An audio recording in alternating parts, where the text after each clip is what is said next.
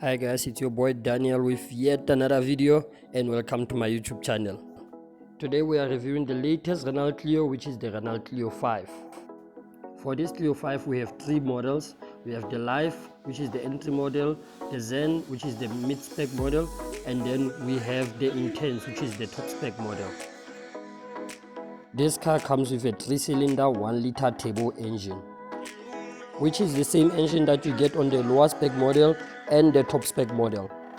The engine has 74 kilowatts of power and 160 Newton meters of torque. Renault claims that the fuel economy of this car is around 5.7 liters per 100 kilometers, and it will take you 11.8 seconds to go from 0 to 100 kilometers an hour. That feels a bit slow to me, but oh well, what can I say? I know I sound cheeky, but as the video goes on, you'll understand why I'm saying it's a bit slow. My overall impression of this car is, I like the car. The car looks soft on the front side. The headlight design is nice and the fog light design is also nice.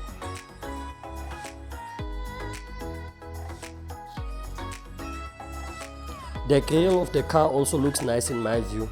It looks like the grille of the previous generation Renault Kadjar SUV. I think it was going to be a good idea for Renault to introduce another flagship color for the Clio. But at this stage, I think they just thought, if it ain't broke, don't fix it. I still think this design was gonna go well with a much brighter color.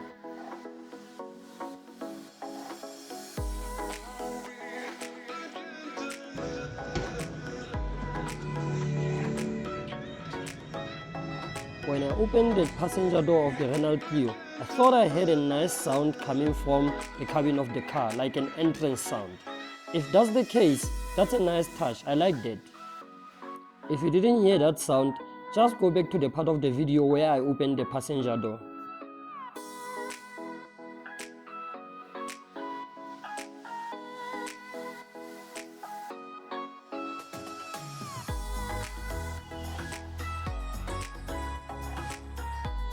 I like the fact that they didn't put low profile tires on this car, because we all know what South Africa is like when it comes to potholes, and if you have low profile tires, you'll be changing tires left and right. If the tires are not low profile, it also helps to make the car feel a bit smoother on the road.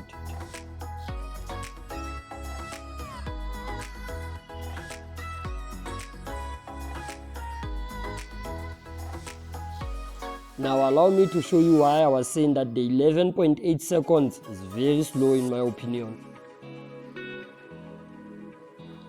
Tada! Hey, that's my favorite. Yo, e-moto. Oh, cars are expensive. Yay! After paying 325,000 rand, and I still have to wait more than 11 seconds to reach 100. No. Oh well, for 225,000 rand, you get a 2-year 30,000 kilometer service plan, whichever comes first. If the 2 years come first, then it's finished, and if the 30,000 kilometers come first, then it's finished. You also get a 5-year 150,000 kilometer warranty. As you can see on the display, the lowest you can pay per month on this car is 4,800. Now remember, on our previous video we did show you how to calculate your monthly installments when balloon payment is a factor. Now in this case, balloon payment is definitely a factor, because there's no way you are going to pay 4,800 for a car that is way worth more than 300,000. Now if you don't have money for a deposit and you are looking for some nice wheels like our Renault Clio over here, and you are going to finance the car for 6 years at an interest rate of 11%, then you are going to pay 6,276 rand. If you add 30% balloon payment as a factor, the installment is still more than 5,000 rand. The only way for this installment to get close to the 4,800 is if you decrease the interest rate to 9%. Yeah guys, 9% is stretching it a bit too far, but maybe your credit score and your affordability looks great, so you might get that, but yeah, I'm still saying that's stretching it a bit too far. So with the interest rate of 9% and the balloon payment of 30%, you will get 4,921 rands. That will be the installment that you pay per month. you can go to Renault Heidelberg so that they can run the numbers for you and see if you can drive off in this nice set of wheels.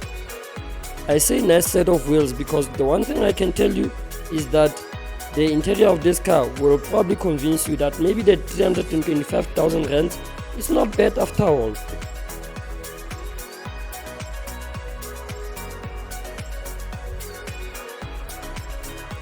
I am Arawafetu, thinking that I'm driving a car that's worth 325,000, but my passengers at the back still have to wind the windows. Aye, that doesn't sound right. Aye. I like that handle though, it looks nice and premium.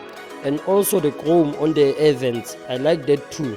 They call it chrome garnish. So whenever I say chrome garnish, you will see they have some nice chrome touch on the car.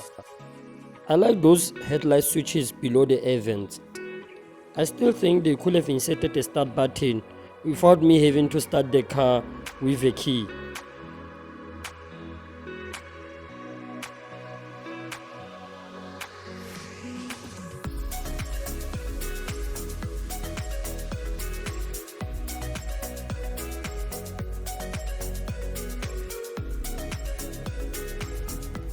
The steering wheel of the car feels nice and premium, guys. I don't want to lie to you on that one. And it has some chrome garnish on it. The steering wheel's controls also, they are nice, like they are worth the 300,000. Now you can really start to get convinced that maybe it's worth the 300,000. Yeah, guys, it's clear that I really like those headlight switches. It's a unique touch. I like it. The speedometer and the odometer screen, there's not really much to talk about there. It just looks plain and simple. But I think maybe if you can drive the car for some time, maybe you will discover some interesting things on the odometer screen. I also like this multimedia console on the car, but for more than 300,000 rands, I should be getting that. I like this gear knob, it has that chrome garnish on it. But the only thing I have a problem with is the 5-speed transmission. Why couldn't they just make it a 6-speed transmission? They have extended the chrome garnish to the handbrake as well. It's a nice touch, I really like it. The cup holders look okay, they are not revolutionary or anything, but yeah, I'm glad that they are there.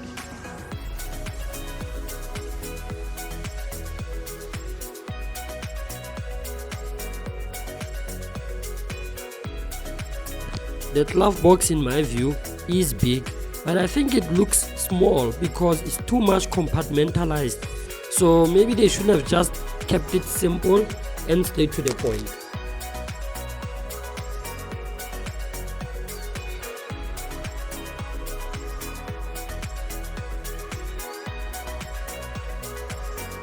The multimedia console borders are disturbing really. Like they could have made a screen with less borders on the side and at the top. So yeah, they are really disturbing in my view.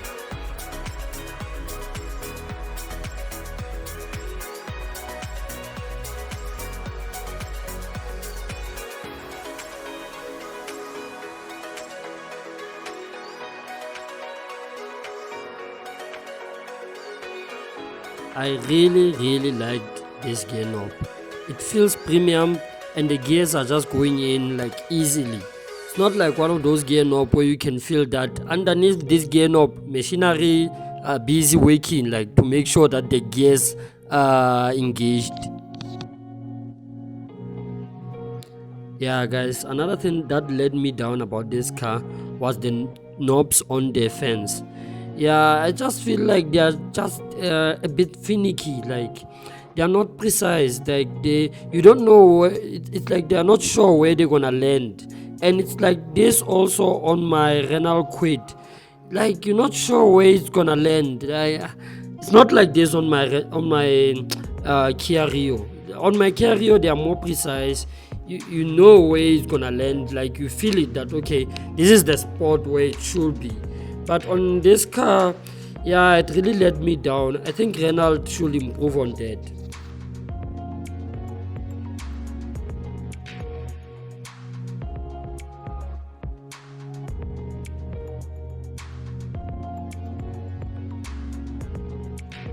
I like the buttons for the hazards. the eco mode and to lock the rest of the car.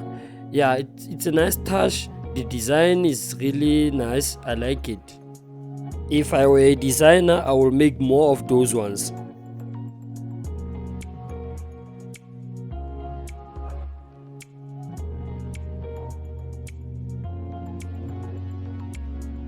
The car has two normal USB chargers and it has an auxiliary insert. It also has a cigarette lighter which can also be used as a 12-volt charger.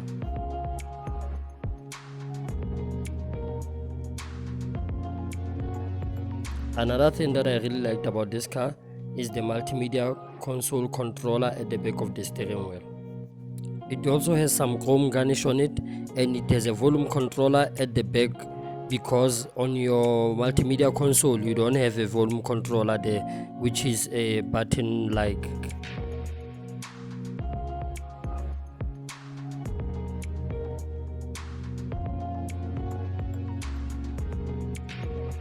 It feels very premium when you're pressing it, and for a car of this price, yeah, I will expect to have something like this, and I'm sure everyone will agree that it feels premium as well.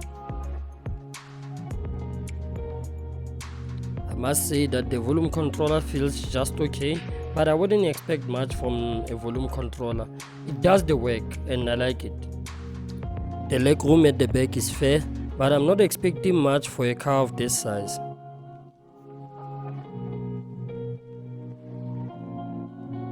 And here's how the car looks when you are at the back seat. The pocket sleeves at the back of the driver's seat is a nice touch to the car.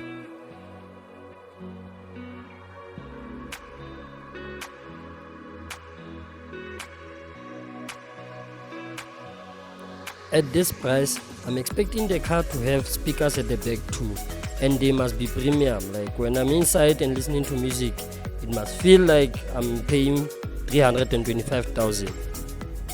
I like the lights at the back. The car looks very beefy at the back, and you'll be thinking that when the driver presses the pedal, I know it's gonna leave you behind. But like I said before, it's Captain Slow of cars.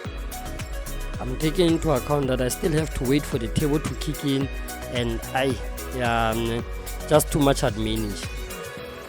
Like I said in the video, you can get in contact with Renault Heidelberg. Their numbers are there on just below the number plate, and then they can run the numbers for you. You can walk out with this nice set of wheels, and you can look cool on the streets. I'll leave a link below on the video for calculating your monthly installments with a balloon payment as a factor. But for now, have a great day. Peace.